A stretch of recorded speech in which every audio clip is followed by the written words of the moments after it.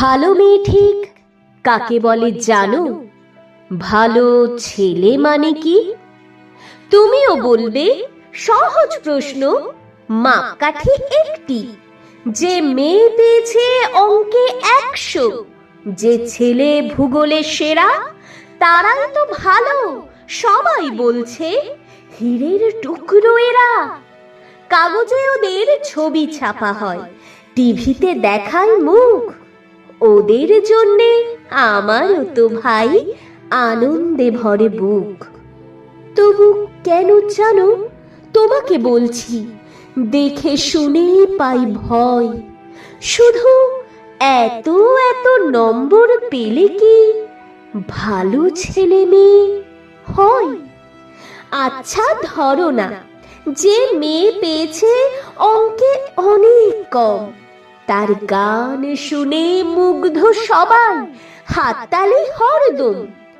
ওই যে ছেলেটা পাশ করে গেছে এবারেও টেনে টুনে, বলতে কি ভাই আমরা অবাক ওর আবৃত্তি শুনে। নাটকেও তার নেশা আছে খুব, পরের বিপদে ছুটে। পাড়ার তিন্নি বাংলায় নাকি 30 পেয়েছে মোটে, কিন্তু মেয়েটা খেলাধুলোতে 10 খানা গায়ে নামি। সত্যি বলো তো, তুমিও বলবে ওরা নয় কেউ দামি?